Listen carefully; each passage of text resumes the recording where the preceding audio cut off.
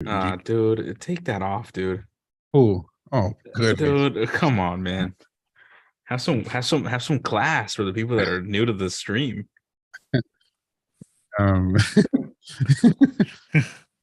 We're talking about this is the best club in the world, but one of the most beautiful jerseys in the world.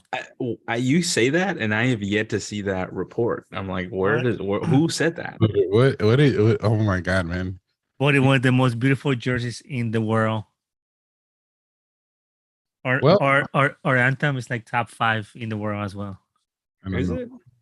Yeah. What you're talking? Your anthem is top 5 in the world. Oh, it's so beautiful. Have you heard it? No, I've actually. It brings people to tears. Actually.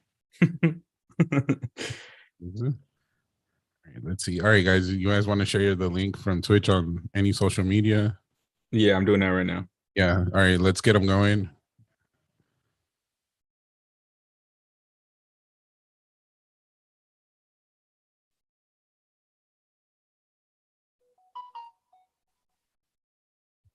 And then do the YouTube one as well.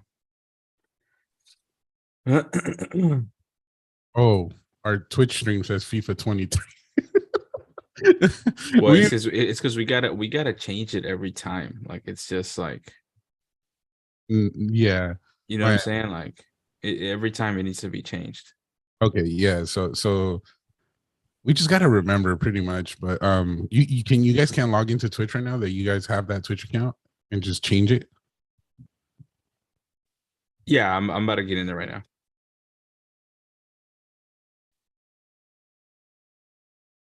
But for me, it doesn't show up that way. It shows up as a MLS playoffs World Cup D. It doesn't come up as a. Oh, yeah. Somebody said it shows on like I'm on it right now, and it's just FIFA 23 like pro clubs. For Twitch, you're saying for Twitch. Yeah, for Twitch. My bad. I'm thinking about YouTube. My bad.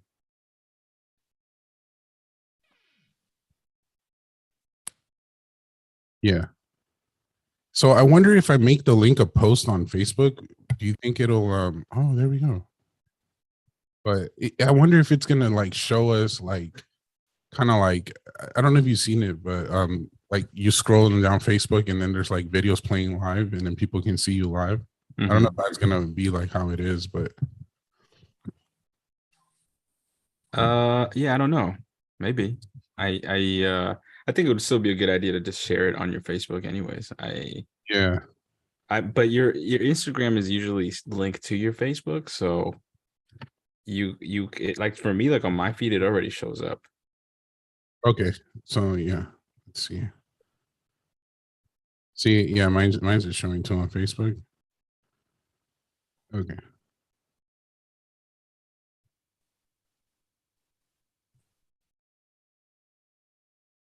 Okay. All right. I think we're ready to go now. I think so. I also shared y'all on the story for the Instagram for the podcast. So y'all could also just use that. I think you could just reshare it on your shit, so that it's not coming up for me for some reason. The what? Like the story with the link. Let me see.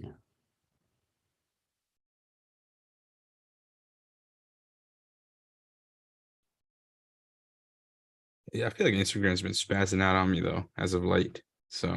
Oh yeah, I'm there. Yeah.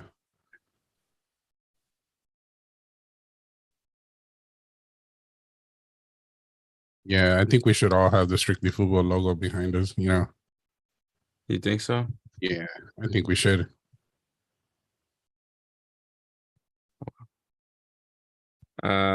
Yeah, let me see if I can add it to my shit.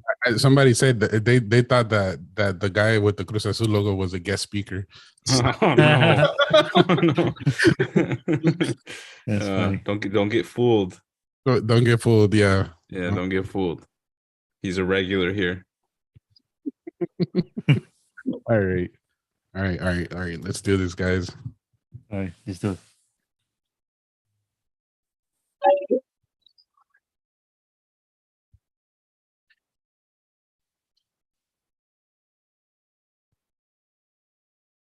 Que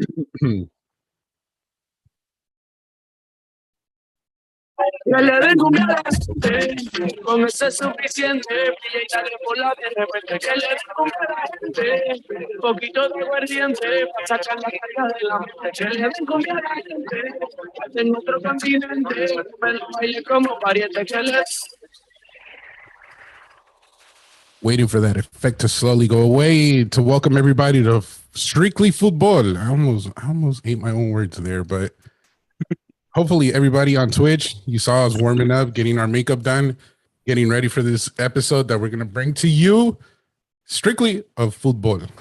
This is probably the number one podcast, as we say for ourselves, of strictly football.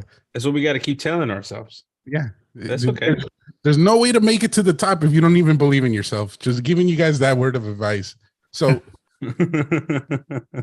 we always just got to be better than ourselves to make it to the top. So welcome, everybody. This is Strictly Football, the one and only podcast where we bring you the road to the World Cup right now. I know everybody else is doing it too, but or we're the podcast that does very little research. Yeah, we don't do our research, so you can get a good laugh out of this one. So yeah, welcome everybody. We're in episode 5, Road to the World Cup, right? Yes, sir. Yes, we are. Episode 5, guys. This has been a great journey, and we are weeks away from the World Cup. How do you guys feel, man? How are you guys? I mean, I'm pretty good. Halloween, kids enjoying themselves. So yeah, it's been cool. I had my outfit for this year is a cookie. Well, actually not a moose. So, you're a moose. I'm a moose. Yeah, I'm a moose. So yeah, that's been interesting to see like a dude today when we were at a store and like the dude was just like, God, this guy. Why it's not even Halloween yet? Why is this guy dressing up? And I'm like, dude, I got my kids here. He's dressed up as a fucking cat. I'm like, come on, man, get with the program. Oh my God. Wow. Yeah. Wow. Surprisingly, my kids have been like really into Halloween. We're not really like a big Halloween, like at least I never really was a big Halloween person. But like our kids like love it. He's been like singing Michael Jackson he's been asking for that Thriller song for like all last 2 days. That's the one, man. I know for a fact that you used to be a big Michael Jackson. I don't know if you still are, but I used to dabble in there. I tried to get the moonwalk. It never actually came out, but I tried it. That's funny. Yeah. That's fine. Doing good. Yeah, just travel from Oregon to California. So with the wife, so very excited. I took my electric car, so that trip turned into 11 and 45 minutes. Oh, shit. If anyone from Electrify America is listening out there, please don't do it. Fix your chargers, please. We found so many issues on the road. Dude, so everybody, this is not a guest speaker. All right, just to clarify, this is probably the biggest Cruz Azul fan that we know and the only one that we know on this podcast. So, and he is known by El Gallo. So, yes, dude, an electric trip, how long is it usually on gas? About 10 hours. You could do it like 9 hours and a half to 10 hours, but that trip, it doesn't help that the wife.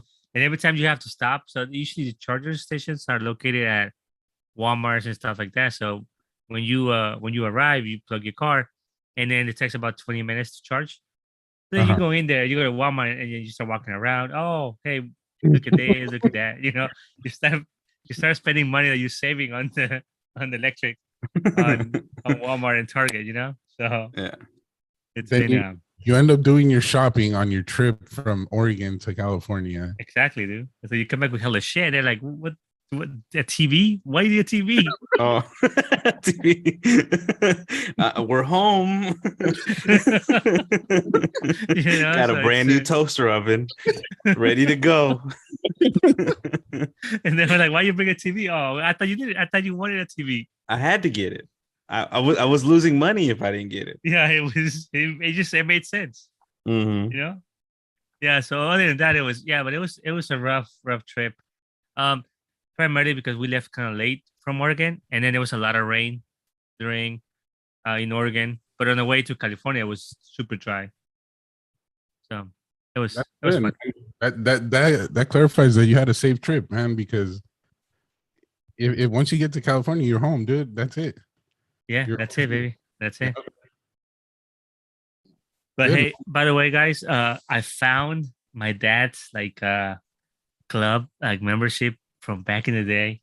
We're cleaning out his closet, and then he comes out with this card. Because I guess you become like a membership. You get membership every year. I guess I don't know if I don't know if they still do it, but he bust out a 1989 freaking membership card from Cruz Azul when he was like a part of the club. Yeah, that was legit. We almost cried. Wow. That's crazy that they did that. Like, it must have been that big that they're like, we need to get membership cards like they're fucking Costco. Exactly. I think no, it's just I mean for the Timbers, all they gave me was a blanket.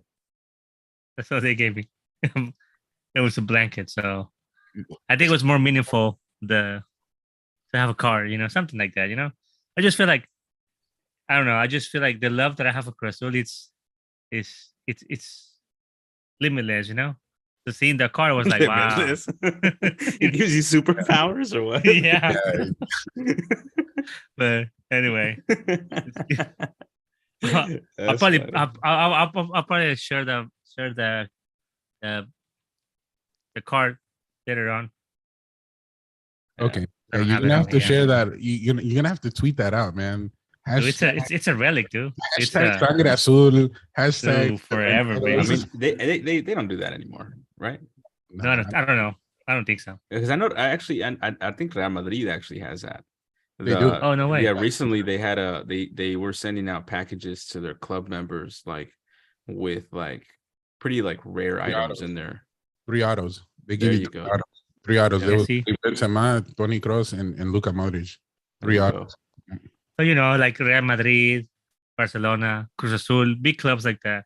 Yeah. Do stuff like this, Yeah, exactly. Yeah. Okay, guys.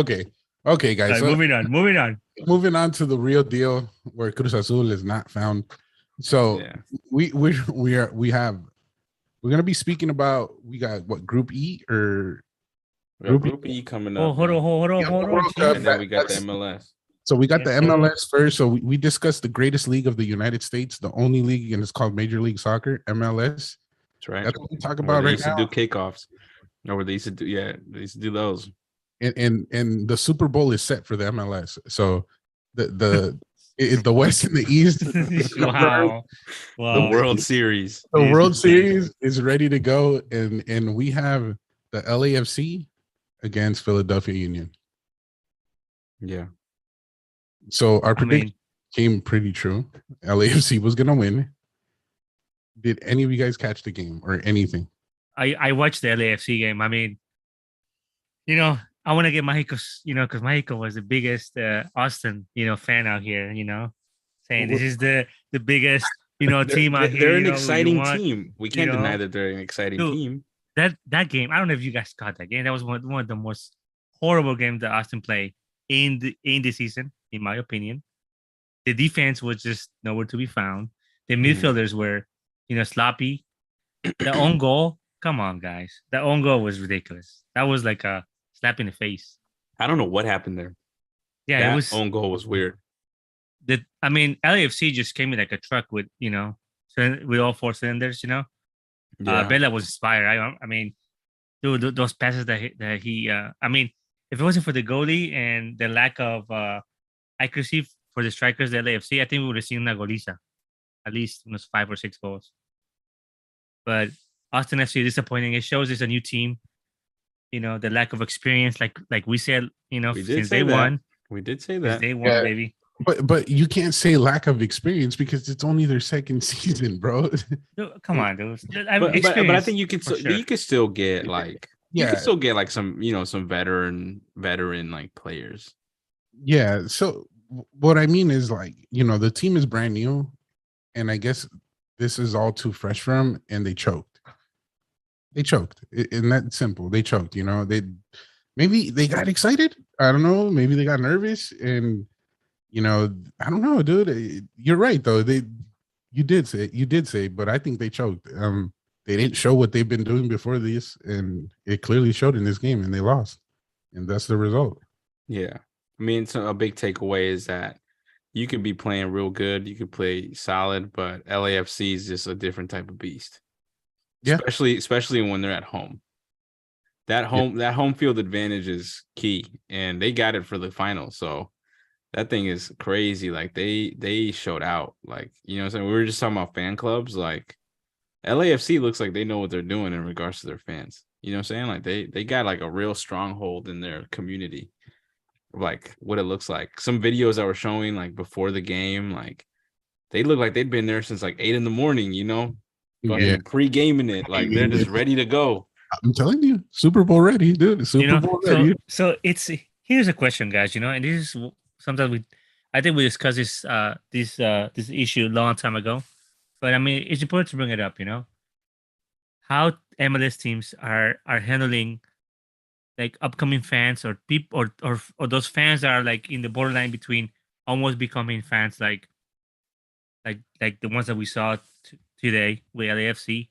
Versus the ones that you see at other games like San Jose or even the Portland Timbers, You just had to throw them in there. I said Timbers. I just said Timbers too. You said San Jose. I got a call from them yesterday, actually. There you go. See, what are you waiting for? That's my question. What am I waiting for? I think that was her answer as well. Is like, well, you like soccer, you like football, you have a podcast around it, you want your kids to know about it. And she's like, well, what's stopping you? And I was like, the team sucks. That's what's stopping me. I don't want to go pay money to go see a team that sucks. I'm sorry, call me crazy, but I don't want to drive all the way out there to go see a team that is not functioning. It's not performing. You know what I'm saying? Like that's also like, I'm not trying to like act like I got hella money. You know what I'm saying? Like that I'm gonna go and spend money, gas, parking. You know what I'm saying? Like there's a whole other thing going on there. You could buy an electric car and then you say, yeah, I could. Okay, save on that, but look, ridiculously, whether they're good or not, the prices for the tickets are not expensive, but those parking passes are ridiculous, dude. Sometimes they could be to the upwards of $100 just to park your car to see your team lose. That's not what we're looking for.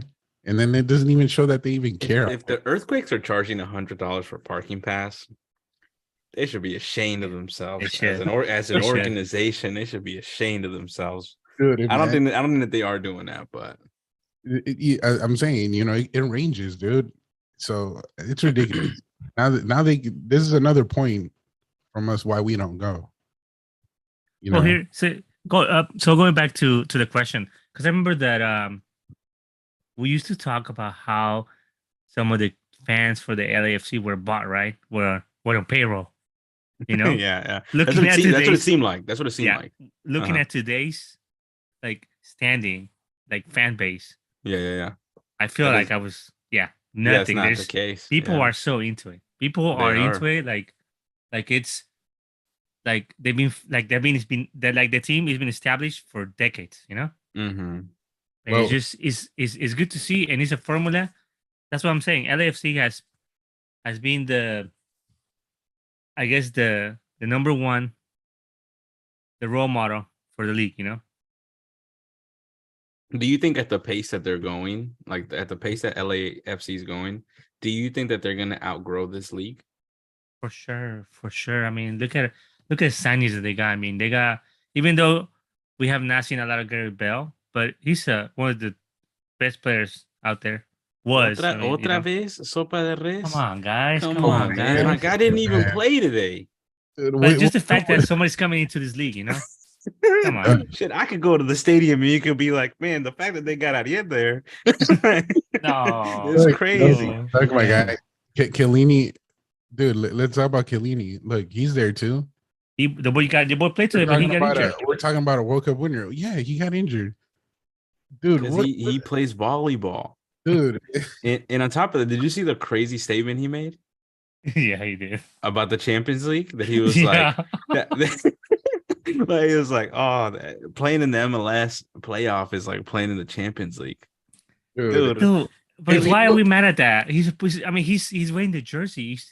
I mean, if you let's say you bring that guy and be like, okay, guys, yeah, you're right. The MLS is still like super far behind. No, dude, you have to kind of make these people believe because I mean, the target market is not, European fans. They're LAFC fans, MLS fans.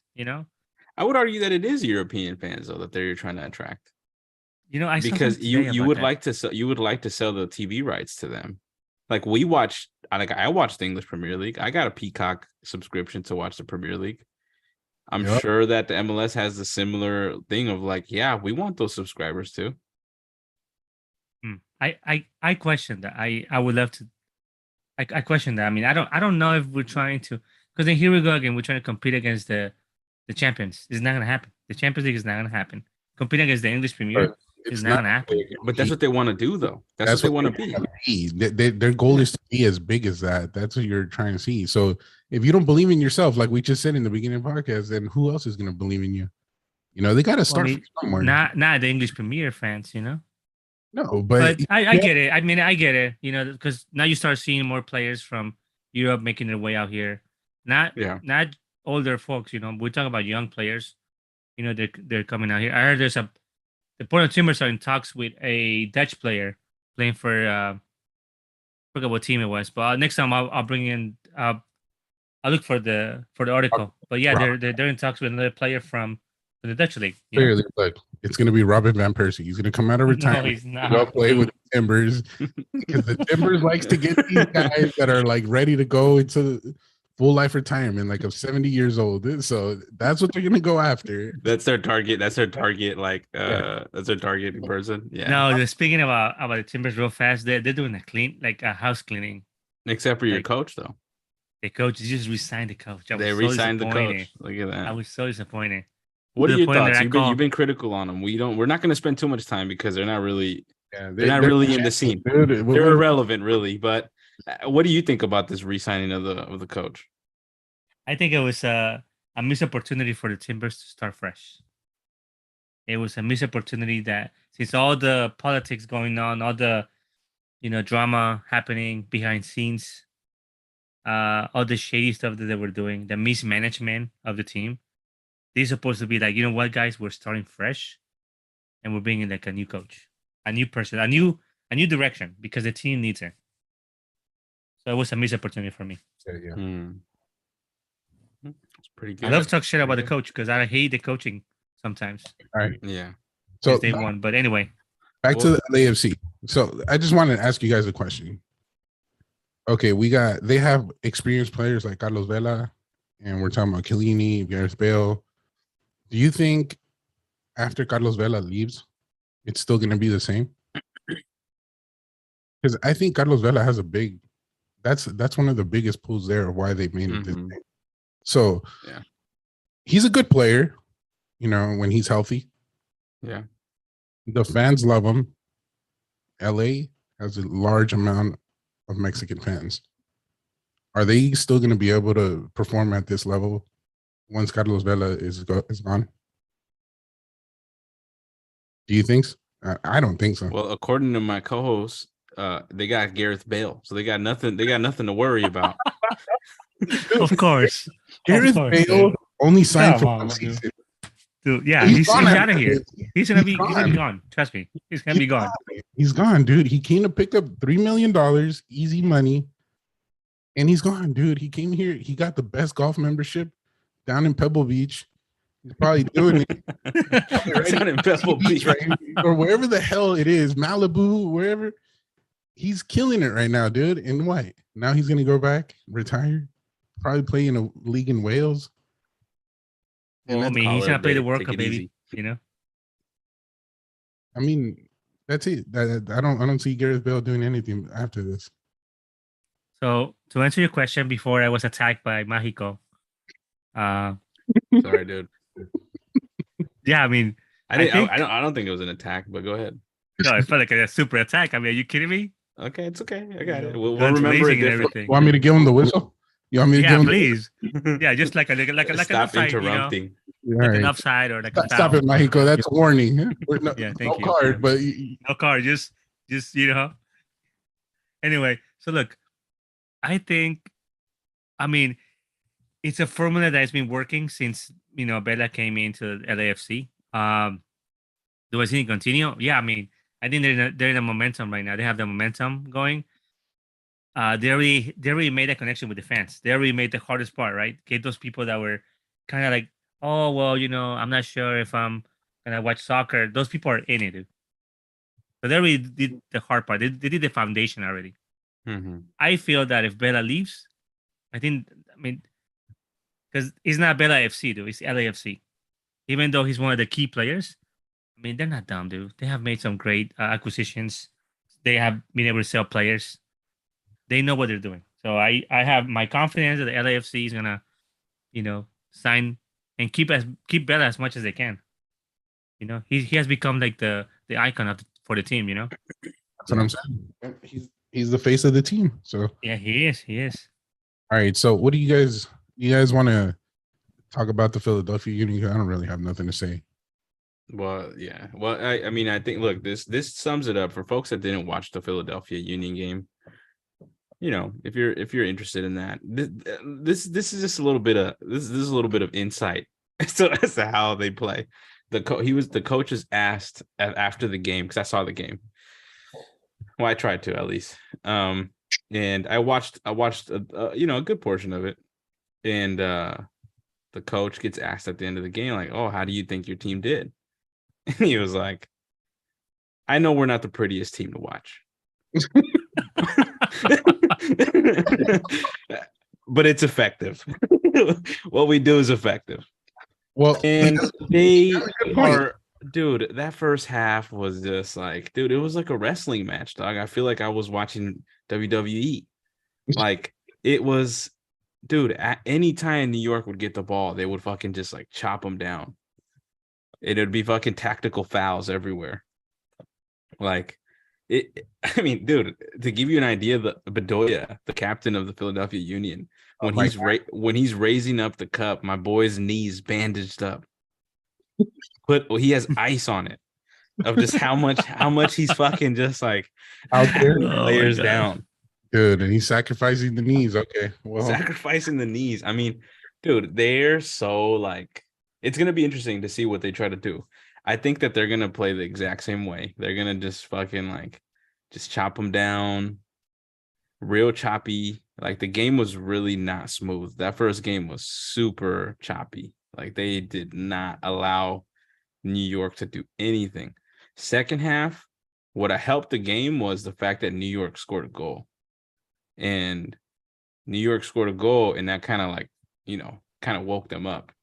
And they scored 3 goals in a matter of 11 minutes. 11 minutes, they scored 3 goals, unanswered.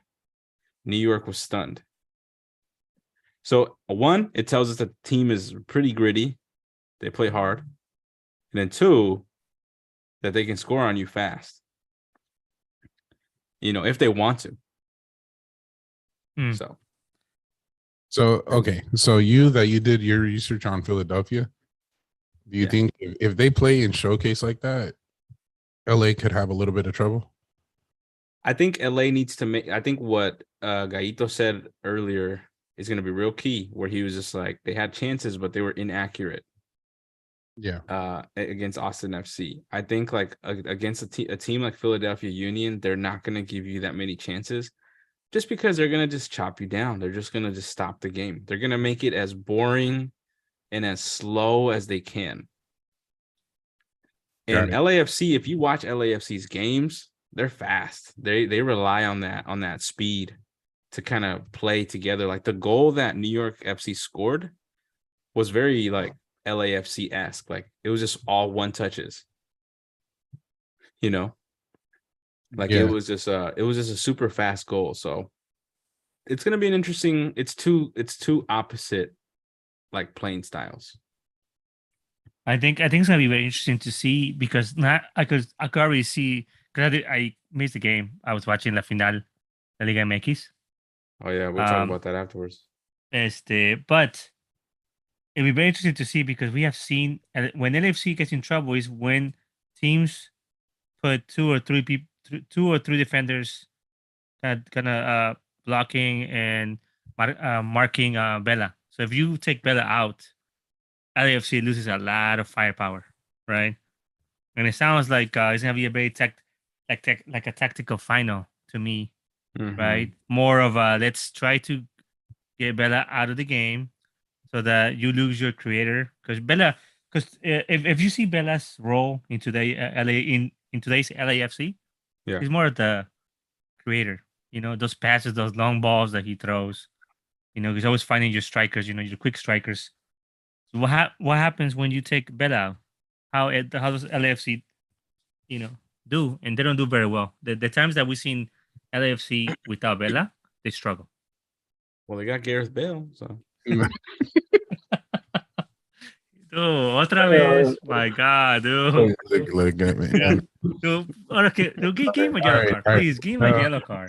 No, He we're not. deserves a yellow card, man. Because I agree with dude. It's Come on, ref. I need a yellow card here, man. God damn I'm it. gonna give you your sound right now with your Gareth Bale thing. So, dude, it's he's right, dude. I mean, look, we're gonna have to wait and see, but let's keep that in mind for the future when this hits us, and we could talk about it in the next podcast. But I just don't think the club is ready to replace. They can't. I don't think they're gonna find another Carlos Vela that easy. They're gonna try, but I don't think they're just gonna find him quickly. Yeah. That's it. It's gonna take them a while, but if they're smart, they'll bring a name like from Mexico. I mean, I'm just gonna put it out there, dude. They could even bring like Diego Lainez and give it a shot. Another lefty, maybe. But just in the That'd be tight. That'd be kind of cool, actually. No, I think he has the potential to replace Vela. Will he? We don't know because we don't know if they're gonna actually try that. But I think he has the potential to do it. You know, one thing that would such when Diego, you know, the last striker that we had, from Uruguay, Diego. Oh my gosh, I forgot the last name. ¿Cómo se llamaba? Who had him? The striker from LAFC that left, that was sold to Uruguay. Yeah, Rodriguez, Brian Rodriguez. Yeah. So when Brian Rodriguez left, and then even before that, there was another Diego. There's another. What was his name? Well, there was Sean Wright Phillips' brother. I know he was there for a while. And who's the other? You're talking about a striker? Yeah, striker. Are you talking about the Argentinian guy? Argentino. I'm sorry, I said Argentino. Yeah, I'm thinking about Brian. That left to Turkey, dude. Yes. Oh, okay. Diego Rossi. I'm sorry. Yeah, Diego Rossi. Okay. He's Uruguayo. Yeah, he's Uruguayan. Yeah. Okay, mira. When I think he had he's one of those too. So I feel like you don't have to bring somebody Mexican. You have to just bring someone who could just feed that role, right? No, dude, it's not about not being Mexican, but it's about pleasing the fans that you have already. That's what built them, and that's no, but they don't have to do it anymore, dude. They're already there. They do. I mean, why would, dude? So what if like 30% of them leave? Like, I mean, look at the coach that they got. I mean, the coach was, I think 45% of the LAFC fans dislike him the moment he signed. 45. That's almost half. I mean, less than half. I bet you they're liking him right now. Of course, right? So it's like, so you don't have to bring like, you know. Yeah, but I don't know, like a Latino or so. I think you just have to bring someone. I mean, Sifunes, I mean, I don't know. He could feed that role. Gareth was gonna leave. You know. Yeah. Those are big. I'm sure. I mean, you could bring another, very good player, no name. Be a big name, dude. Like that's already built and it's been hyped. It has to be a name that's been hyped. Carlos Vela was hyped since he was in Arsenal. That's what it was. And when he came here, dude, the experience that he had, football was easy, but football has grown in the MLS, so it's catching up to him, and he's also getting older. So, but you're not arguing that you're not arguing that like it's like the void that he's leaving is like irreplaceable. You're saying that like they can maintain them. They don't even really have to think about it because the style is already enjoyable to watch. Yes, is that what you're saying? That's what I'm saying. Yeah. Okay. You know, but I just don't feel like. I mean, I would love to see like Linus or maybe, one of these young players from Pachuca. That they're just so good. But they don't have a name behind it. Yeah. And then you could have Bella just kind of like guide him. Because dude, but Bella's not gonna retire. They could come here and make a name for themselves, but they just have to try to make a name for themselves without trying to fill in shoes that are already been done. Like, that story has been done. Carlos Vela.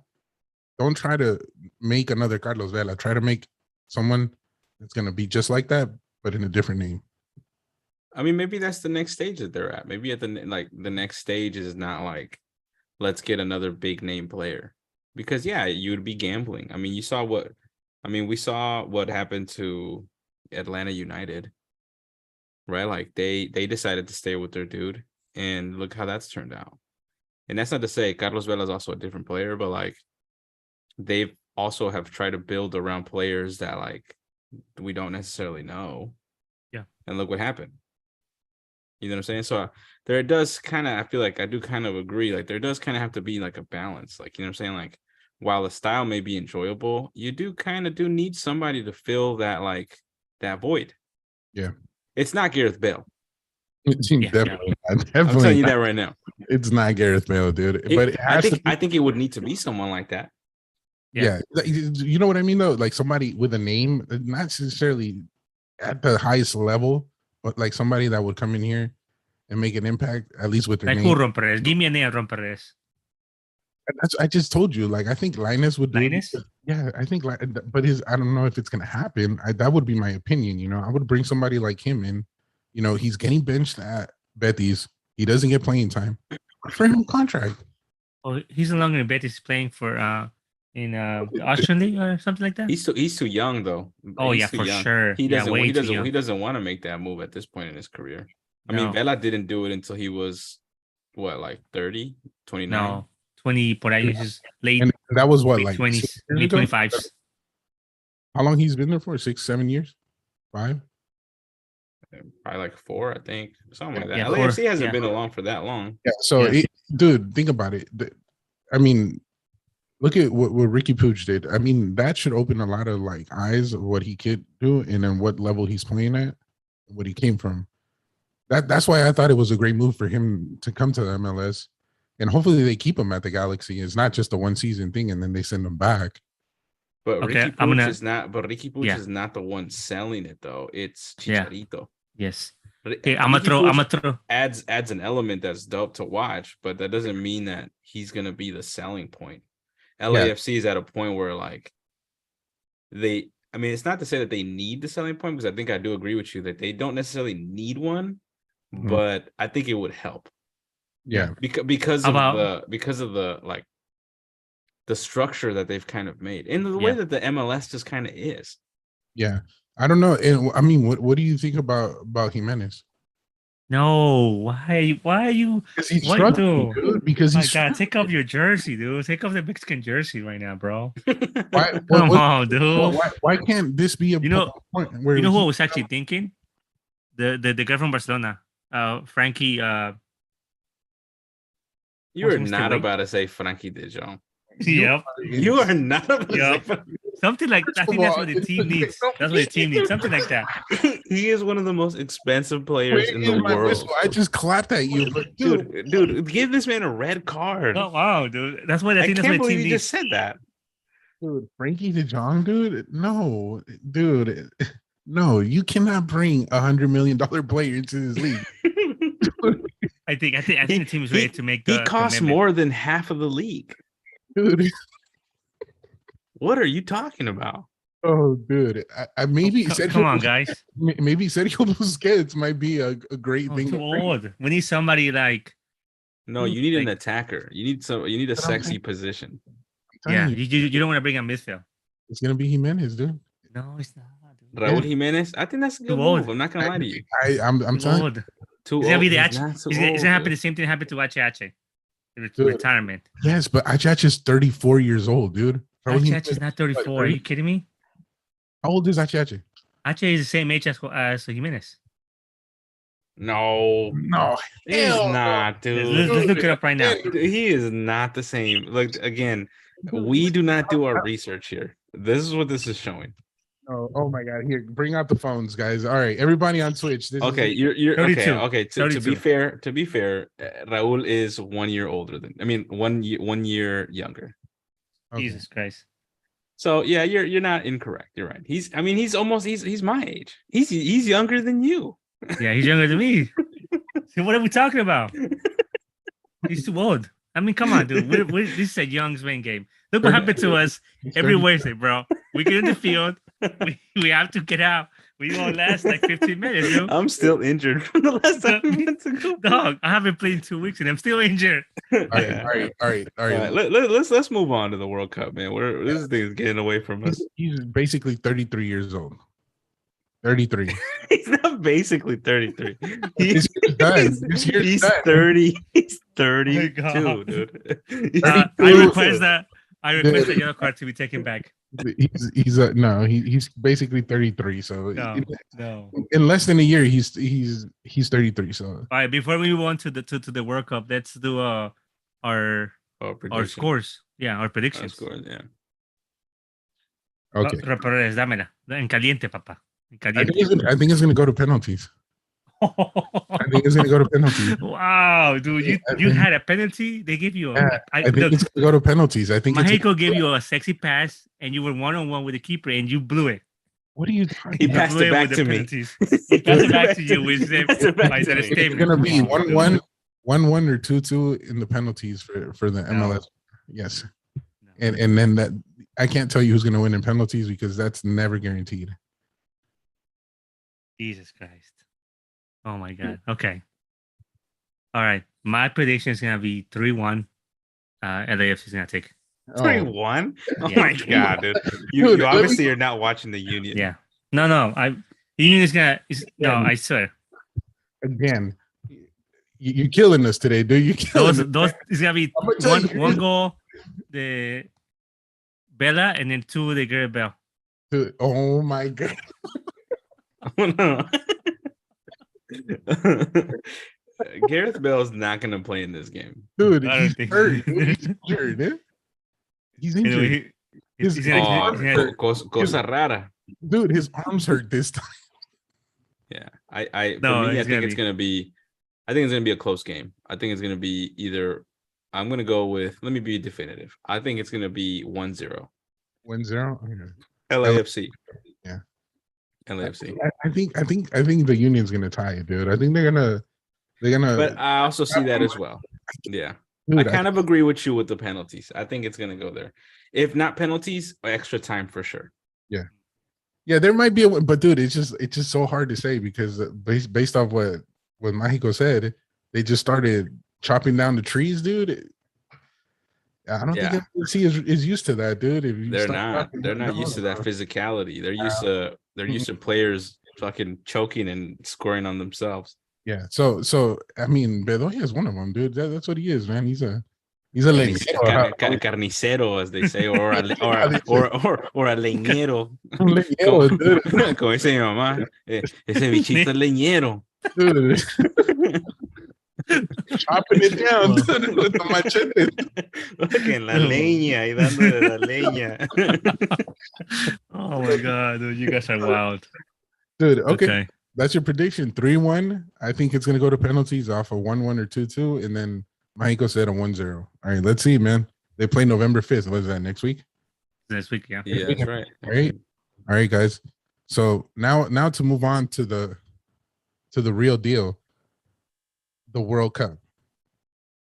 This is it.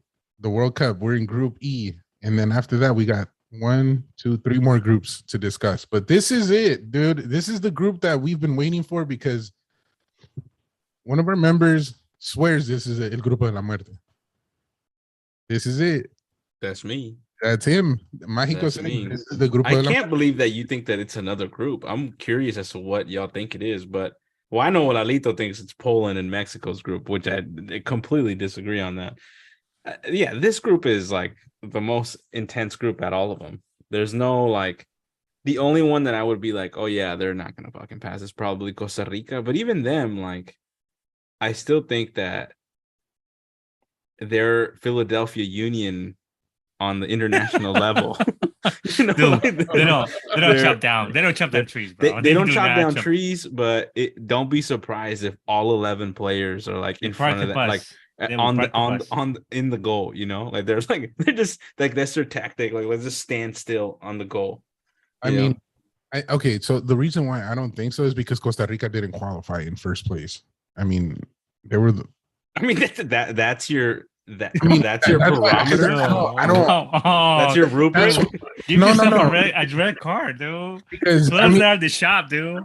Good, because I do think Spain, Germany, and Japan are strong, but I just don't think Costa Rica is close to that level. Even though they do have the experience, I don't feel them like at that any close to their levels yet.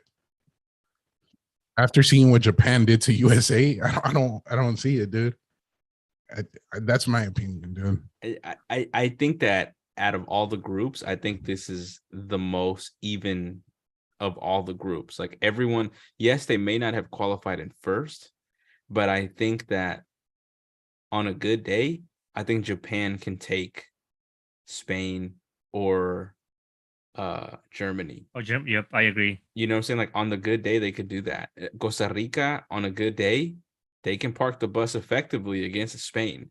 Like I said on earlier in the podcast, or like in another time, that to me is going to be the most boring game of the World Cup, where Costa Rica is going to be like, Spain, here you go, take the ball. I don't want it.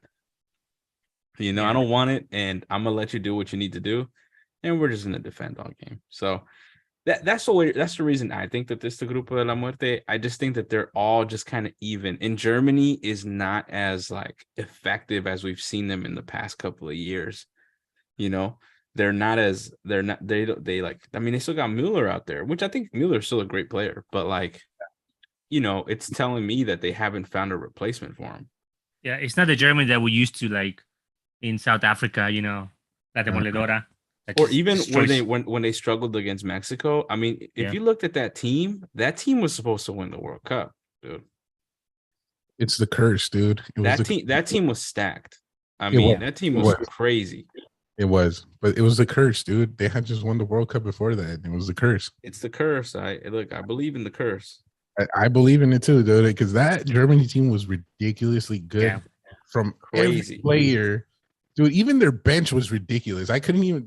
It was like seeing France in this past World Cup. That's what I'm saying. It was so ridiculous. Like you'd be like, oh, they're not losing anything on the field because the guy that's going in there is probably even better. They just prefer the guy on the field, you know? Yeah. So no, I do agree with Mágico. I think this is gonna be I do disagree with Ron Perez about Costa Rica. In Costa Rica. Yeah, is the very you know, you can't know what's gonna happen with Costa Rica, right? Because you know, back in Brazil, everyone thought, oh, Costa Rica is gonna be the easy win, dude. You know, they surprised everyone. You know, they made it all the way to quarterfinals, no? But that was years ago. Right now is the same team. It's the same team, the same base, the same foundation. That was like 12 years ago. But if we look at the games, you know, during the last stretch of the qualifiers, we saw a different Costa Rica than when they were starting, right? So you start seeing these old players kind of like the experience kicks in, you know, kind of pushing the team. I love what I saw against the USA, even though they lost. But I really like what I saw because they were kind of not pushing back, you know. They tried to attack as much as they could with what they had. So I'm just curious to see what kind of Costa Rica is going to be I mean, ¿cuánto aguanta, right? Because I mean, ¿cuánto les llena el tanque? Porque they're so old, right? That they're gonna run out of gas. And So that's gonna be the decider to me right there. How much they could last. they still got the captain Brian Reese out there. Brian, How old is that man? I mean, that man's a tank. He's still, I think he's 37. Yeah, dude. And I thought he Or was like 38 or something like that. He's up there. He's up there in that range, man. So they just played so you guys want to kick it off with Costa Rica? So Costa Let's do Rica it. just played a friendly, 37. and their last friendly was against, I don't even know how to say this name, so don't get at me, anybody on Twitch or anybody. Uzbekistan. Uzbekistan. I mean, I said it right. And let's see, they didn't even have, I don't know what they were doing. These are not the starters. I mean, maybe they were just trying out new people. Because let's see. Yeah, I didn't see any of the guys. They were just on the bench. Costa Rica they do not have the luxury of trying out new people. It's just like you're working with that same group and you're just like, we're working together, boys. Yeah. And this is the they team. already have the list already. Yeah. They have their list already. People is like, I need a list. So we submitted it 2 months ago. Yeah. So like Celso Borges was in the bench, Contreras, Brian Reese, Joel Campbell. Yeah, they were all in the bench. So they put in like their bench players to play these friendlies. Yeah. I guess. So good for them. So I mean, but if we're going off the qualifiers, I mean, I think that Costa Rica, I mean, they were in a good little stretch. They did good. We did not think that, at least I didn't think they were going to make it through because of their age and because of the way they were playing. But yep, I agree. They definitely shut my ass up. Okay. Yeah, we all thought Salvador was going to make it, but and they beat Canada. Right, which is the best team in the whole qualifiers. And yeah, sure, it could be argued that Canada didn't really play. Yeah, because they already qualified, but yeah, already qualified. But still, I mean, you still beat the best team like that convincingly. Beat everybody. You know. Yeah, Panama was like they took out Panama. You know, Panama was in the road to qualifying. That's right. You know. So this is a tough team. We got to give them credit. They got a tough team. One of the best goalies. I think that's one of my only worries, though, is that like their best player is Keylor Navas, and Keylor Navas hasn't been playing. Yeah. Who knows how he's he had to leave. I don't know why he couldn't get out of there. He couldn't get out of there. He was supposed to go to Napoli, and it didn't happen. Unfortunate. Yeah, that sucks. We're not going to get into why because this is going to stretch it out. I mean, basically, we're just going off of a Costa Rica that we're just all agreeing they're going to park the bus back there, counterattack when they can, and you know, like they say in El Salvador, sacar agua del pozo when they're in danger, and boot that thing out, get that shit out of here, get that out of here. I don't want that. I mean, I just don't see a very aggressive Costa Rica. I just don't see it. Aggressive defensively, maybe, but like that they're gonna be hungry to go score a goal. I don't think so. Here, I'm gonna throw something though. Like, if they play against like these teams, I mean, these European teams in Japan, they don't have any experience playing with teams like this, with any like Central or like South American teams that are very like porque we could all agree como que Costa Rica tiene como esa, que te tires extra, like take the time. Take your time, whenever you get fouled, take your sweet time, get up, así, stuff like that, Tienen ese colmillo, como exactamente, colmillo. El colmillo, yeah. I can see that. So that's going to be also a factor, in my opinion, a huge factor against Spain and Germany and Japan. I think that's why another reason that I think this is the group. Like, do you see? Well, I don't know, because do you see them winning any of the games? Costa Rica? No. I think Costa Rica is trying to tie every game. That's what maybe. I see a lot of ties in this group. You really? I see a lot of ties in this group. I don't see. You don't see like a dominant force? No. Look, yeah, they could be dominant, but the thing is that they're not going to be able to score on the Costa Rica that parks the bus. That's what we're trying to say. It's not going to be easy. They're not going to let it go in. Japan is very. If you watch Japan and the way they play, you can tell that they are influenced by Spain. They're just both really ball dominant. They're just like, there was a point. I don't know if y'all saw if you saw the United States game of Japan, and I'm jumping a little bit into Japan, but like, if you saw the way that they played and they picked apart the US, like there were some chances that they had that si tenían alguien like with a little bit more like a killer, if they had a killer up there, those would have been goals. But because they don't, they like passed it. They passed it. They chose to pass it. But there were some chances where they could have killed off the US, but they didn't. They passed it. But so I think that's going to be the big key here against Costa Rica is like, can they get into those spaces? Because Costa Rica is going to give you the ball, but that doesn't necessarily mean that the space is going to be as clear. You're going to have to make those runs behind. Yeah. Yeah. So I don't know. I agree. I think that they're going to go for a tie, but like, I just don't know where the goal is going to come from for Costa Rica. I think that's my biggest thing. I don't know where the goal is going to come from. An auto goal, own goal. No, come on. Let's give a little credit to the Costa Ricans. Like a corner kick. Maybe. I mean, yeah, that might be it. Like a corner kick. You're right. I don't see anybody up there being a killer for Costa Rica. I mean, the physical, like, is just so different compared to all these teams. I mean, yeah, it's gonna be I just want to see how Costa Rica's how the teams are gonna handle Costa Rica being, Costa Rica being more physical, more experience. I think the experience is key. Especially in the World Cup. They are the most experienced. Yeah, we've seen it in past World Cups. Experience key. What happened to the best teams on paper? They look good, but once it's on the field, they lose it all. Yeah, I think that experience is going to be key because that team that did well in the World Cup, like they were pretty. There's some of them are still there. Yeah. Yep. I agree. So, I mean, I think that sums it up for Costa Rica. Hey, you know what though? They do represent La CONCACAF, so I do wish them the best. I'm not wishing them. after you tear them apart. Yeah. You tear them apart. I'll tear you apart, but you know what? I'm still gonna be rooting. I'm gonna build you up. This is an abusive relationship you have here. Yeah, I'm a root for you, but once that goal comes in, I'm gonna be all right. I knew it. That's all I'm gonna say. I knew this was gonna happen. No, we should give a yellow card, man. Come on. So okay. Come on. So should we talk and move on to Japan? Because I think Japan is a sleeper in this group.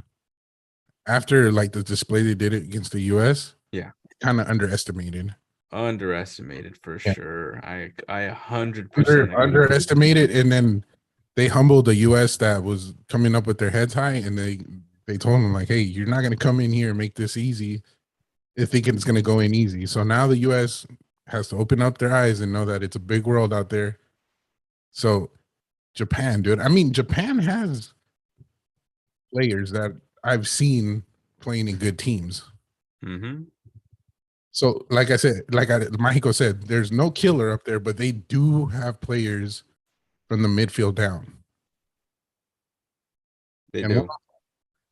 I don't know. Did you watch the game against USA and Japan? Yeah, I watched a little bit of it. Yeah. Okay. So I'm curious to know, because this is one of my favorite players, upcoming young talents. Japanese? Yeah. Kubo, yeah. I mean, Real Madrid. I mean, so he's been loaned out, and I think he's a great prospect for the future. Yeah. Is he a starter in Japan, or is he? Of course. Why would he not be? I'm asking, dude. I'm not sure. I mean, who else do they got? They got I'm lying. They have another dude that's also really good, who's also a player that he's a winger and he plays. Oh, his name's Ito. Oh, Ito. Sounds familiar. What team does he play for? He plays in Belgium. And He's this dude. He looks like almost like he's a beast. He was tearing up the US. Hmm. He plays in the French league now. Okay. Yeah, a lot of these players play in they play in like big leagues. Yeah. I So know Arsenal guys a Japanese player, Tomiyasu. I mean, this guy's a little seasoned already. Maya Yoshida, that guy was like from Egypt, right? I don't know if he's still there. That's the boy. That's Yeah. the boy. 34. Yoshida, That's the boy.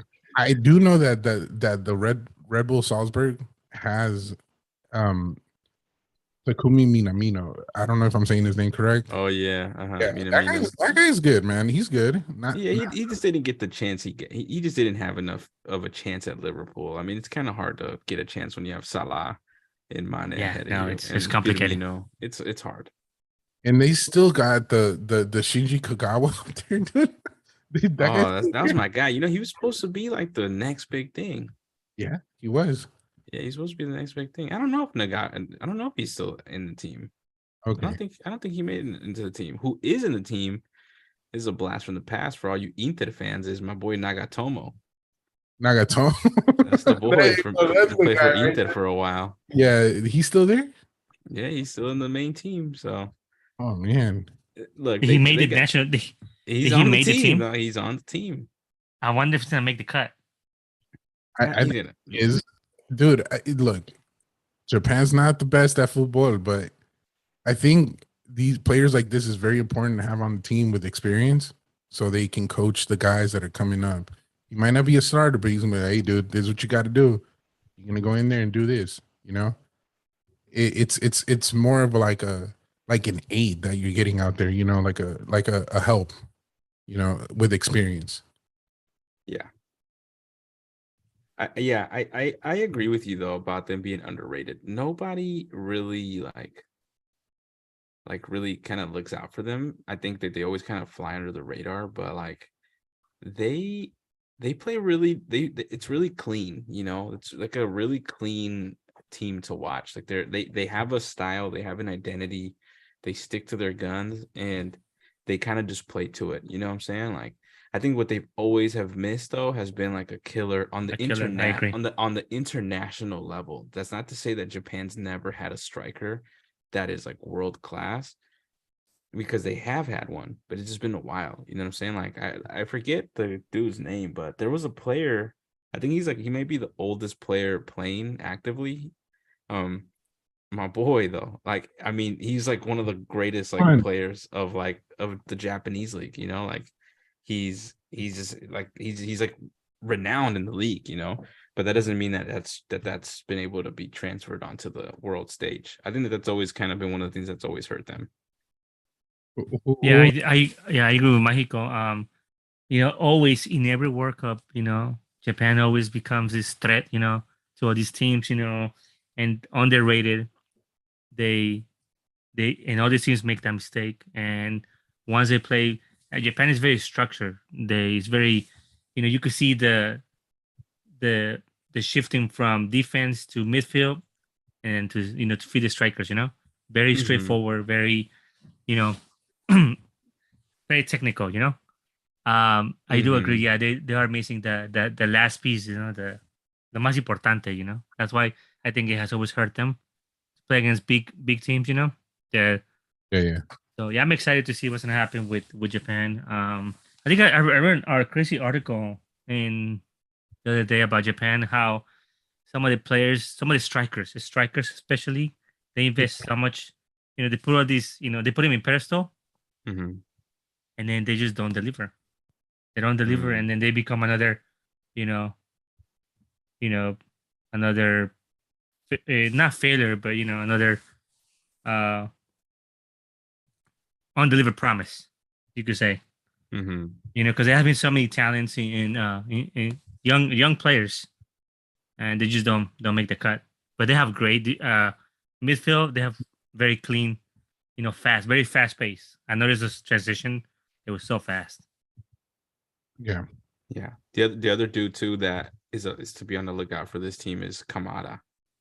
He plays for Frankfurt. He kind of like in that, like if you watch them in the Europa League, when they won it. Like, he was such an integral part to it. Like, he's another really good player. So they got some pieces. They're not like world names, you know what I'm saying? But like, they got some pieces that I can definitely see like cause trouble for Spain's like aging defense that we're gonna get into. Oh yeah. Cause like Germany también. Like, you know what I'm saying? Like it's not as strong as it once was, you know what I'm saying? Like the defense of these teams. I mean, Costa Rica, we know that they're gonna throw the whole team back there, and these players may or may not shine there, which I think that some of these will, because they're game changers. Like Kubo is one that I think of, like that kid fucking can change a game, you know, if he wants to.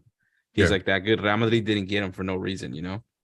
Yeah, of course. They saw something in him that was, you know, if you got a big name coming after you, there's something special about you that caught their attention, and it's not for any reason. It has to be something. So that I do know. But I mean, I'm looking at the list, and you know, they got the guy that you said. There's two of them actually. The Ito. There's one that plays for Stuttgart, and then there's one that plays for Stade de France or something. I don't know. I'm talking about the forward. I don't know which one it is, man. But they one of the two. There's one of the two. And then looking down, they got another player, Furuhashi. He plays for Celtic, which is a Champions League team at the moment. Champions League. I mean, they do have players to deliver something, you know? They do have, so we can't just say and count them out just like nothing, you know? Yeah. They're gonna put up a fight, and they have enough to put up a fight against Spain and Germany. Oh, I think Japan always does. Oh, they always deliver. It's always a pleasure to watch them. Yeah, like I really clean soccer. I love it. Dude, you guys want to hear a funny story about Japan and me? So I like Japan. You know, I like a little bit of anime. I'm not a huge anime fan, but so there's these like ads that pop up that sell jerseys online on Instagram. So I'm scrolling through Instagram, and there's a jersey that pops up for Japan. It's Adidas. It's a custom, and it has the number 10 on it on the back. And inside of it, they put a soccer anime inside of the number. I don't know if it's called like Super Striker or something, like an anime that was football.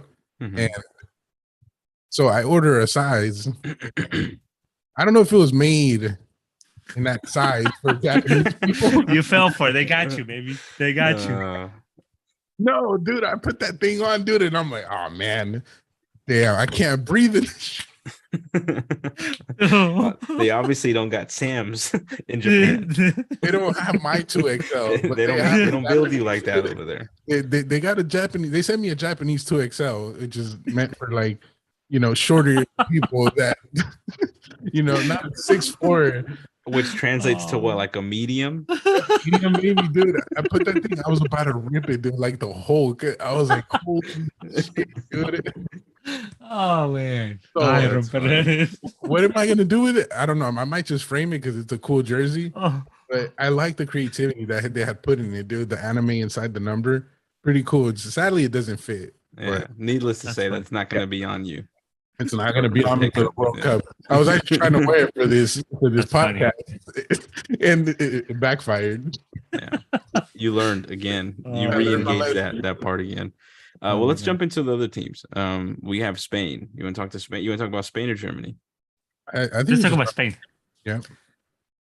Okay, Spain. Not as impressive. I mean, those are some initial thoughts.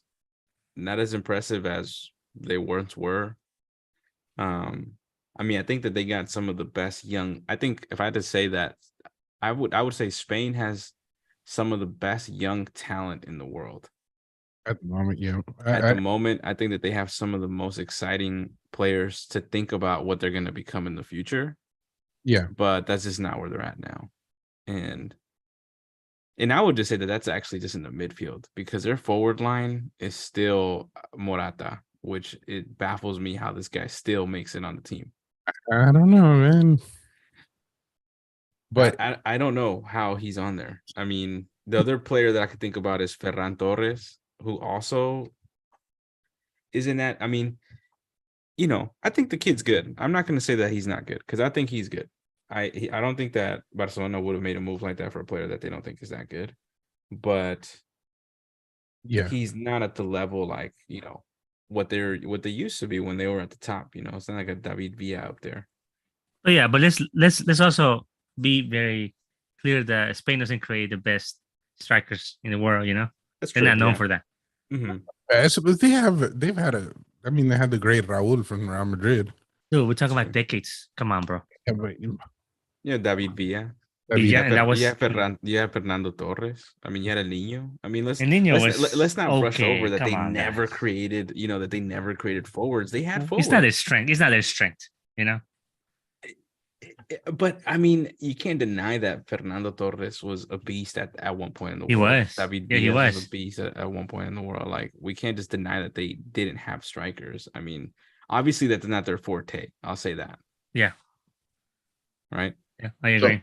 So I mean, and speaking of Spain, dude, let's start off with this news. I don't know if you guys heard it, but David De Gea is not going to mind. I saw that.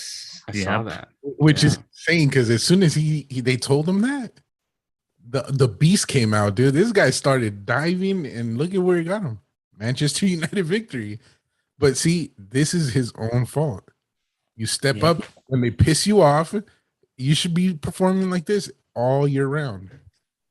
And not just. I still don't get it though. I thought he had a pretty good season last season. Yeah.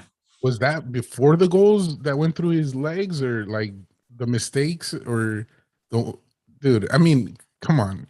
He didn't have the best season. He had a decent season because Manchester United was in the shambles. So not completely his fault, but also, I mean, I don't think so. It was enough for saying that the other guys were gonna get kicked out for two goals they have. I mean, I would still bring him as a third goalie because they're bringing Kepa. Like, really? No, they're taking. Well, actually, are they taking Kepa?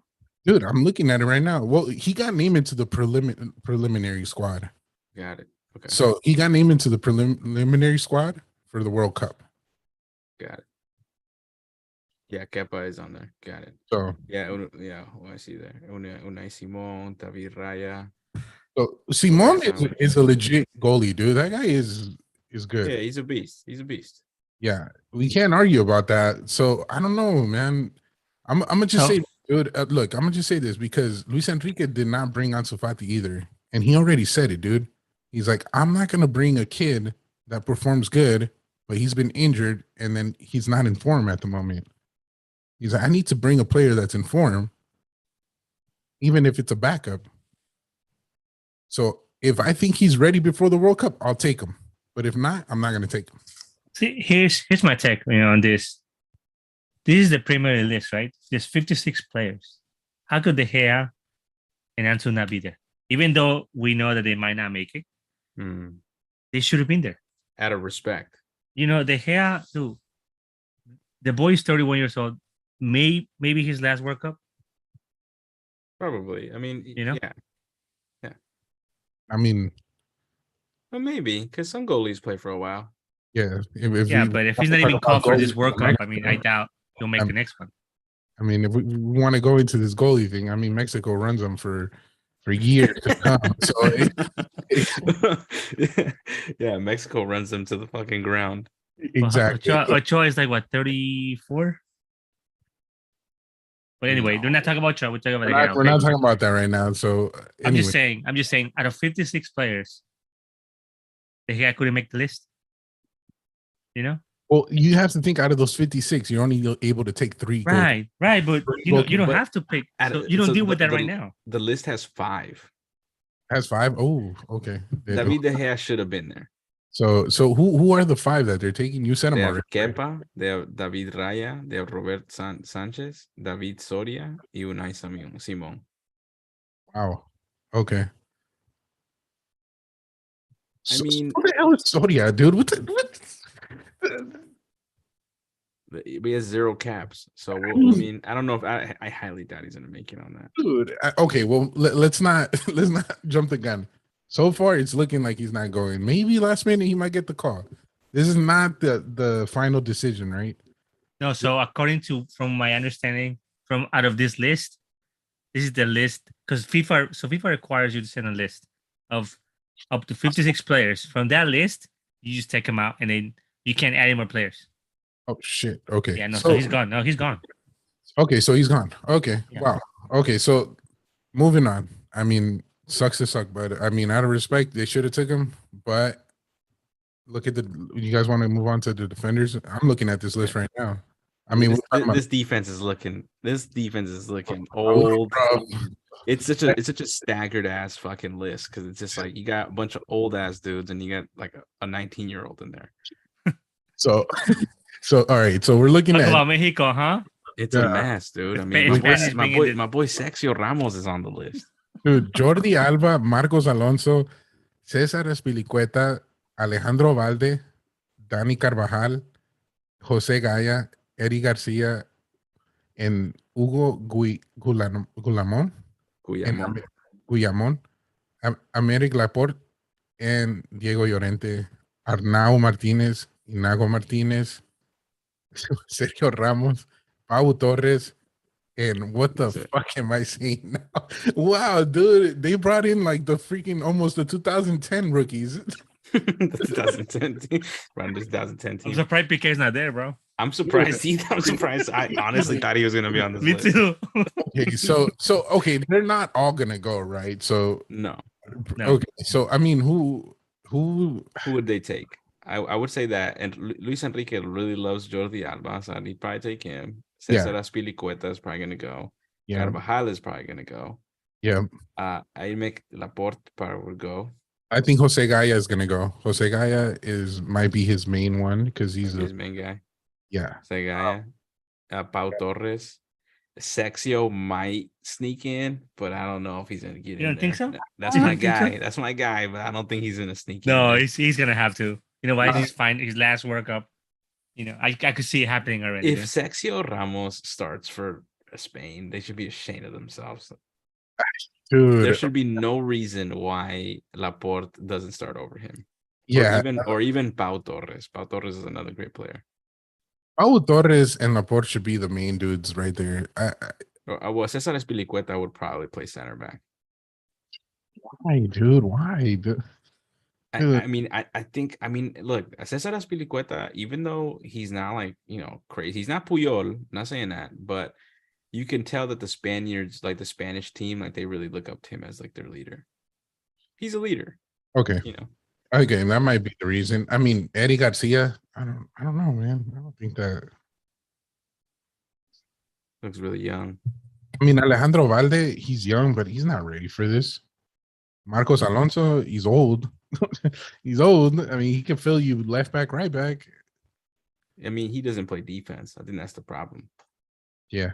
If you would put him in there just as like you just knowing he's not going to play any defense. And Diego Llorente, what do you think about him?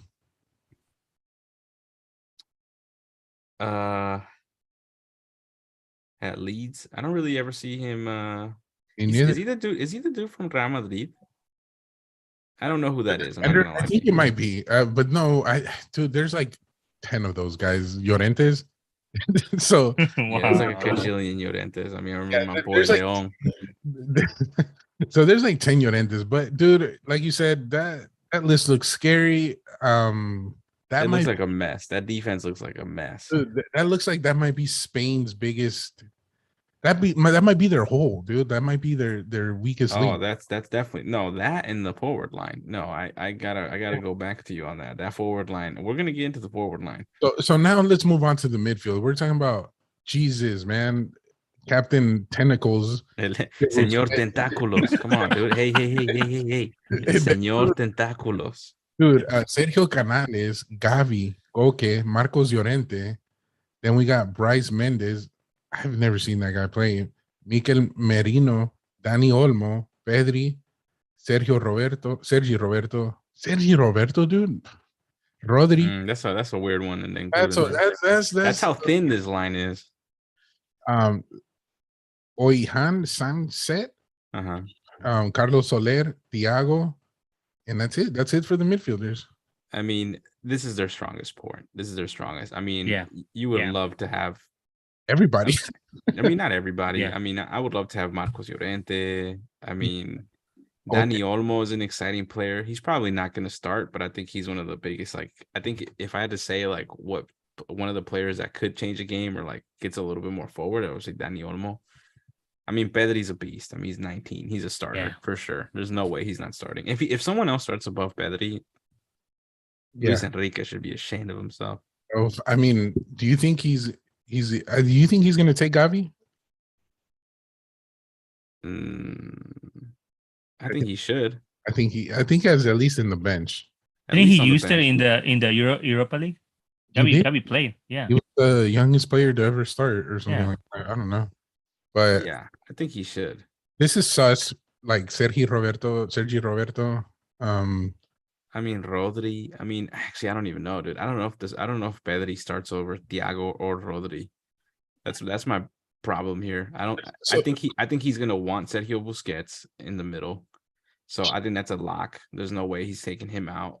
But the other two positions, either they play with 4 in the middle, which I highly doubt, or he plays with 3. And if it's 3, then it's gonna probably be Thiago and Rodri. What is Sergio Canales doing in this list? Like what? what is this guy doing here? What business do you have in here, bud? Like, hey, take it easy on my guy, man. He won with Real Betis last year. Oh, geez. Okay, that's why he's on this list. Yeah. Okay. I mean, good for him, dude. Really, dude. Just probably another name that they had to put in there. Okay. Now, I mean, look, they're stacked. I mean, Thiago Alcantara is gonna make it because that guy is hard to not take if he's in form. Yeah, he's in form. He's a beast.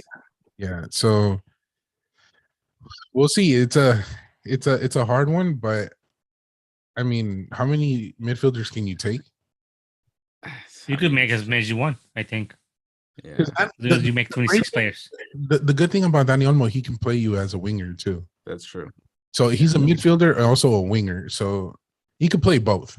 And Marcos Llorente could also play defense. Yeah. So they're hybrid players. Yeah. So that's probably those are 2 for sure guys. And after that, dude, I mean, Pedri's gonna go. I do think Rodri's gonna go, dude. No, yeah, Rodri's gonna go for sure. And Sergio Busquets is gonna go. I mean, dude, I don't want him to go, dude. But the coaches love this man. They love him. Hey, dude. I mean, Señor Tentáculos. Dude, I mean, but he's not. He doesn't even talk. Like, you don't talk. What do you want somebody that, dude? He reminds me. I'm not trying to reference because Lalo, I know you're gonna say something. Do you remember that goalie?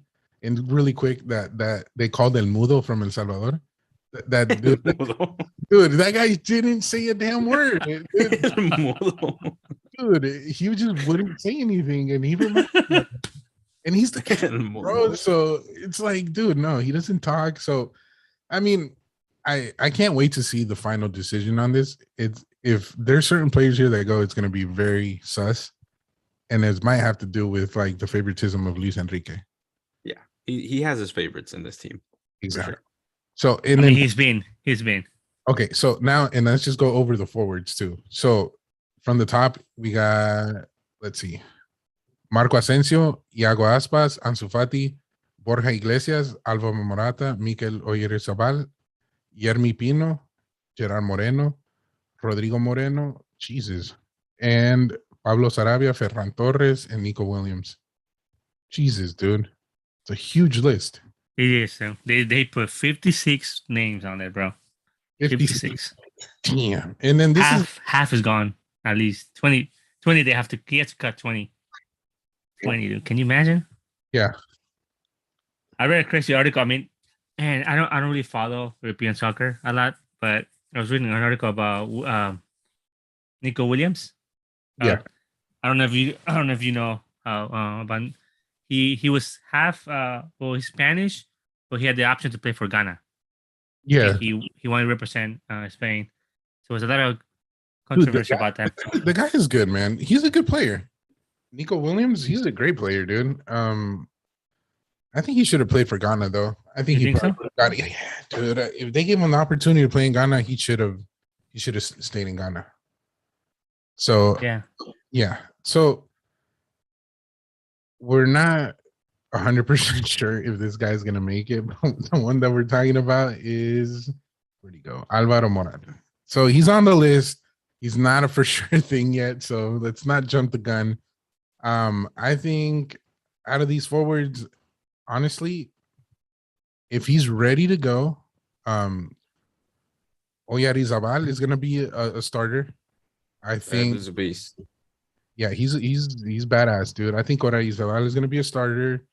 And this is so hard, dude, because I mean, I think Nico Williams is gonna go, dude. I think at least in the bench. I thought he wasn't gonna play anymore for Spain. Yeah, he's there. He already did. He chose. I Yeah. think he played in the Euros. Oh, Yeah, he Yeah, played for the European title. oh, maybe it's his brother. That's His brother. His brother is that's the one playing freshman. for the one that's playing for the other team. Mm-hmm. and then we got He's not gonna take Nico. No. No, I don't think so. I mean Marco Asensio, do you think he's gonna make it? No. No. Okay. Iago Aspas, I think he's gonna go. I think Aspas is gonna go. I think he's like one of the only true strikers, but the problem is that Enrique loves Morata.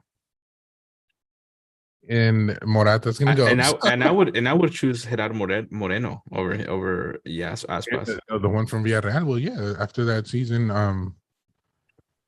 Yeah, so and then what do you think about this guy, Pablo Sarabia, the one from PSG? Get this dude off the list. What? Why is this man on here? He loves him though. He loves him. I think Ferran Torres is him. gonna go. I think Ferran Torres is gonna go. Yeah, Ferran Torres is gonna go. He's also like left, right, and striker. He plays all of them. Like he does everything. So, and then I think he's gonna take on Sufati. Realistically, he's stupid. He just bit himself in the ass for saying, "Oh yeah, he's not in form. I'm not taking anybody that's not." He's not taking on Sufati, dude. No, he's not. He's not. I think he is. He's not. No, he's not. Yeah, it isn't Luis Enrique Catalunya, like from Barcelona. I have no fucking clue. Yeah, I don't know. Probably. So, and then last but not least, let's go with Germany. Yeah. And this is the last team in the group that we're gonna go over because this has been the longest podcast we've done. Yeah, for sure. But this is the group that we really wanted to bring attention to because it's literally like Michael said, El Grupo de la Muerte. So realistically, how have they even presented the list for them? No, not yet. Not that I'm aware. The thing is that it was released yesterday. Oh, was it? Okay. Yeah. Okay. Do you have the list? Any surprises? Any surprises? I mean, I think that the team, I mean, I would say someone like Timo Werner is a surprise, just because. But then again, he also seems like he's hit his stride back in Germany. I think that's probably why he moved back. Timo Weenie. Yeah, Timo Weenie. Yeah. Yeah. So I think that he likes who he likes. I mean, Neuer, Ter Stegen, Trapp. I mean, that third spot is the one that people were like fighting for, but like the goalie situation is, I mean, no one's taking that spot from Neuer. Ter Stegen can have like the world's greatest season in the world, and he still wouldn't take that spot. Right. So I mean, you got Rudiger in the defender position. You got Sule from Borussia Dortmund. You got Gosens from Inter Milan. Kehrer. You got Schlotterbeck, Ginter, Hinrichs, Raum, Kochev. So, yeah, I don't really know many of these players. Me neither. Other than Rudiger and Sule and Gosens. But I mean, the interesting one is the midfield and the forwards. Let's be honest. That's what interests us because that's what Germany is known for. A little bit up. So I would say that they were also known for their defense, though. Yeah, it was. Yep. Yeah, they are known for their defense, like their and keepers too. We're talking about the Flash. I mean, look, you had fucking Mertesacker, and you had Lam. Philip Lam. Yeah, you're okay. All right. Yeah, you had Lam. I mean, they got another dude that's also like, they like revere. Yeah, so I wouldn't say that their defense is like. It's just a lot of unknowns, at least for me. You know, like they haven't really broken into the big stage, in my opinion. Not yet. So yeah, well, it's good. They're probably trying to switch it up, dude. So yeah, so they need to, right? Like at one point, they have need to, yeah. Yeah, you're not going to take Matt Hummels anymore. Yeah. You know? So defense is not the greatest, but look at their midfielders, dude. Kimmich, Goretzka, Gundogan, Musiala, Wirtz, Narby, Sane, and then we got Mueller, Royce, Kramer, Hoffman, Gotze, Brandt, Arnold, Weigl, Can, and Stach, and Kedira. And we're not talking about Sami Kedira. We're talking about the brother, the younger one. I don't see that Kedira on my list. Okay, so hopefully I'm looking at the right list with you. So in the midfielders, I have Gundogan, Havertz, Kimmich, Reus, Goretzka, Musiala, Brandt, and Neuhaus. Okay. Reus is the kid from Borussia Dortmund, right? Reus? Reus? Yeah. The kid? Yeah, I don't think he's a kid anymore, but yeah. the youngster. Yeah, the youngster. He used to be a kid. I mean, he was a beast. That's one of my favorite players.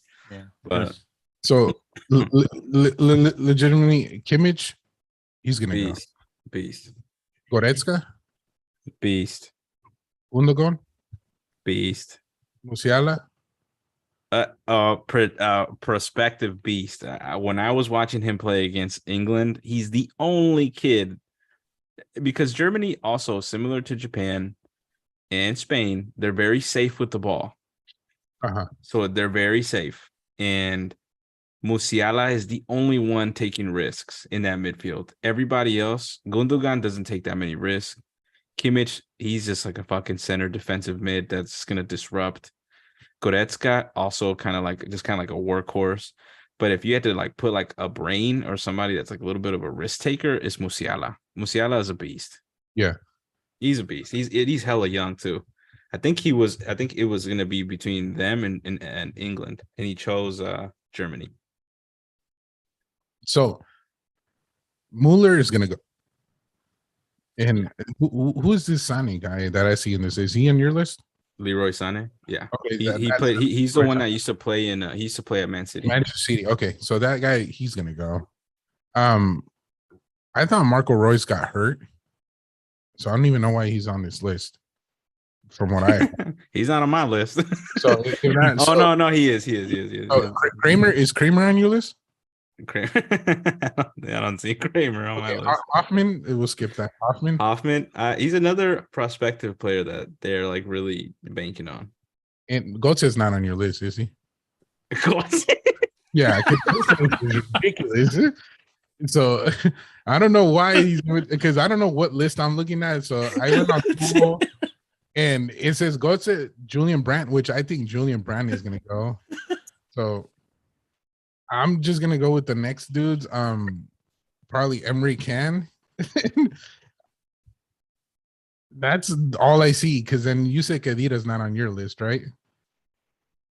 So yeah, the Mexico had a heart attack right now because I mentioned, I'm just reading you the list, dude. So so you're right there. You're not talking about Mario Götze, are you? I mean, is there another Götze? I don't know any other Götze that last game, dude. Oh my god.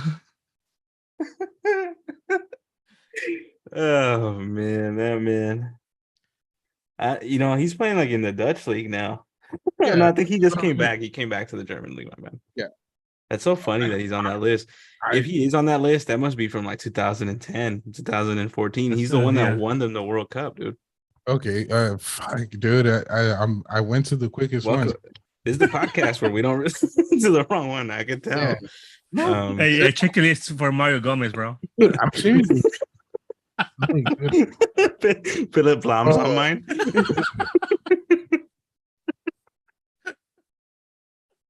Mario Gomez. Shit, I forgot about that, man. It's fucking close.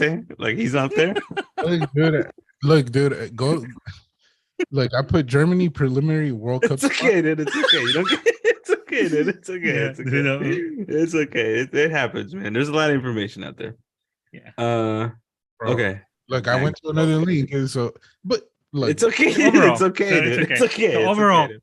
can we say? Overall, I mean, Germany is just whether he is or not, it doesn't mean he's going. It's just a provision, whatever, preliminary, whatever. Mario Götze. Just to be clear, Mario Götze is It's not not going. I'm with. Okay, I'm with you. Dude, okay. So I don't know, dude. I'm just told you. I'm reading what I read, and that's it. So let's see. Okay, and the forwards. Boy. So I'm trying to look for a different list, dude, because It's okay, dude. Just let it go. I'm trying. Okay, all right. All right. So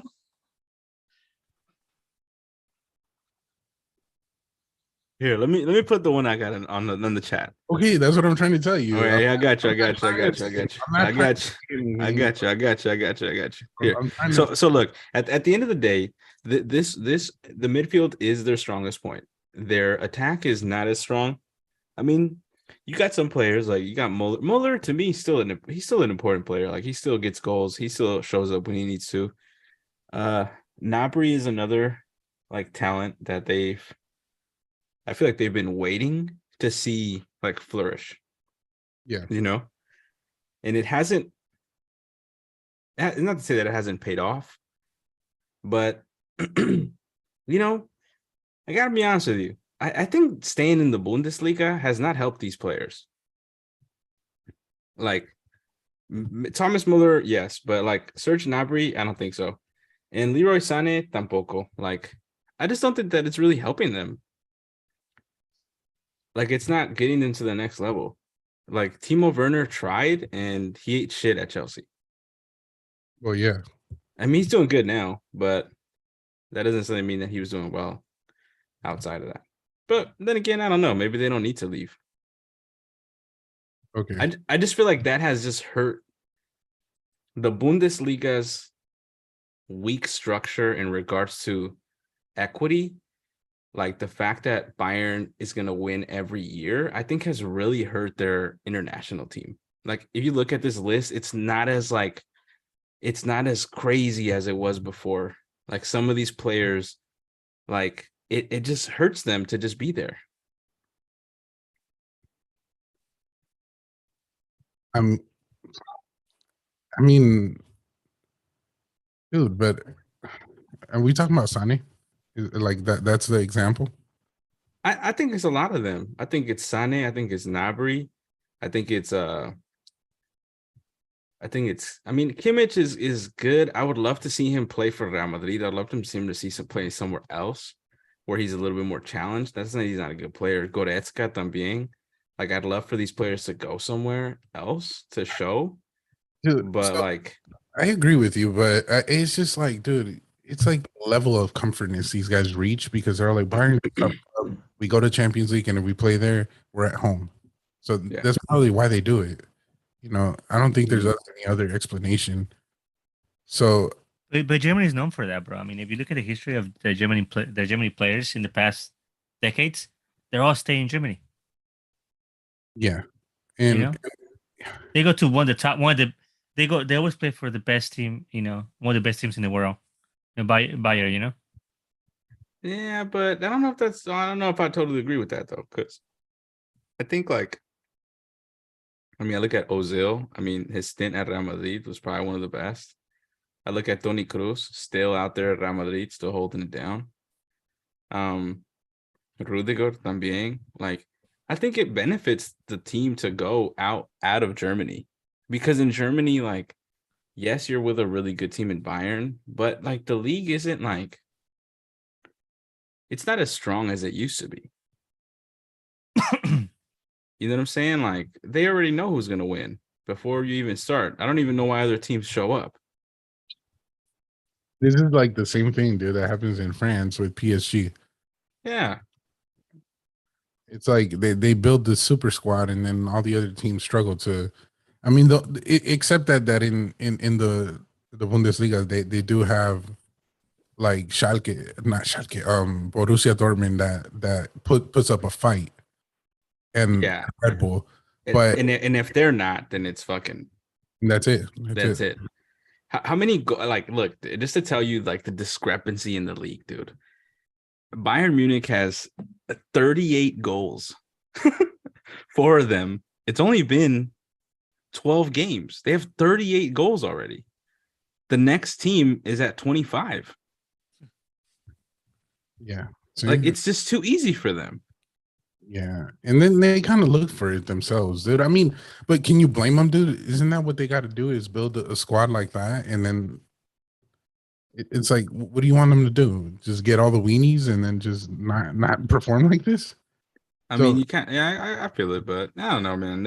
I feel like the point here for me is like I think the weakness of the Bundesliga has affected the international team.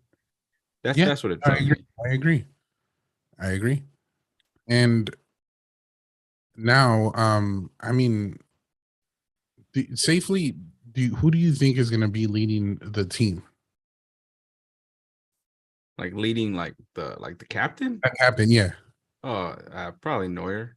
But I mean, on the field, I mean, who do you think? Because do you think Gundogan is the guy they're going to bring with that experience? No. Gundogan's another person that doesn't talk that much. Yeah. Otro mudo. Another otro mudo. I think it's going to be Müller. Yeah. Thomas Müller. Mm-hmm. Yeah. Or Kimmich is another like kind of leader. Yeah. And I mean, if they're bringing Marco Reus, I mean, I've never seen Marco Reus be I mean, he is the captain at Borussia, but I don't know if he's going to actually try to I don't even think he's going to start, to be honest. So it's just going to be either Thomas Müller or Neuer. Yeah. And then the forwards, we're just going to close it off with Adeyemi, which I'm kind of excited to see that guy. Yeah.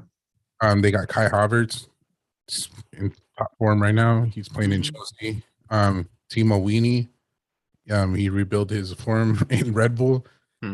Serge Gnabry from Bayern Munich, and Thomas Müller and Leroy Sané. Yeah. So you besides Müller, who would be the killer up there?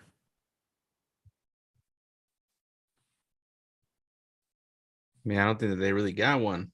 That's the problem. They don't really got one. Yeah, so that's another struggle point for Germany, just like Spain. So it's gonna be our group with no killers. They don't have because they ain't got no killers. Nobody got no killers. Nobody got any killers. Nobody got killers. So that's gonna be an interesting group. It's the common theme. Interesting group. So yeah, let's do the ranking and then let's probably get out of here. Let's not do the jersey this week. Okay, let's do it. All right, so let's see. What do we got? So go ahead. I mean, let me think. This is gonna be hard to know. Okay, yeah, this is gonna be fourth place for me is gonna be this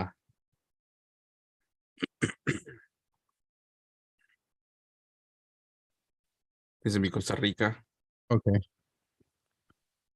Third place is gonna be, I think it's gonna be Spain. Second place, Japan versus Germany. Really? Wow. You're gonna put okay. Yeah. This Spain team is not convincing to me. They do not play well. At least Germany, fucking can try to put something together. In Spain, they are struggle boat. They're relying on Alvaro Morata leading that line. I don't know who's worse. I don't know what's better, Timo Werner or Alvaro Morata. I don't know who I would rather pick.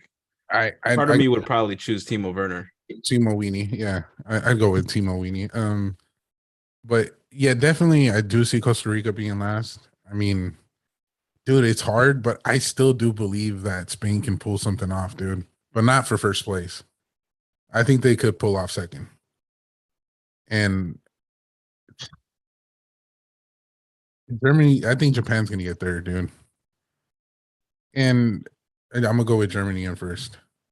It's gonna be hard, dude. I think that's gonna like when you see the winner out of Japan and Spain, I think that's who's taking second place. I just see more experience in Germany for more for the win in Germany than Spain. So I do. I mean, Thomas Müller can make it happen, if he gets his shit right. But yeah, so I do think Germany will go in first. Yeah, for me it's gonna be fourth spot, Costa Rica, and then Spain, Japan, and then Germany. Okay. Sounds fair. I want to put Spain on the fourth spot, but you know, With you, dude. It's not easy. I know. It's not easy. Yeah. All right, guys. So this is a good episode full of laughter. Yeah. So, all right. In the next episode, we're gonna bring you Group F, and we're talking about Belgium, Canada, Morocco, and Croatia. So follow us everywhere, guys. Strictly Football 21 on sorry, guys, on Instagram and on TikTok. And Strictly Football 21, and then we got Twitter, official SF Pod. That's right. All right, guys. Anything else you guys want to say? that's it. No. All right, Thank guys. you. Thank you, guys. Let me close out the Twitch.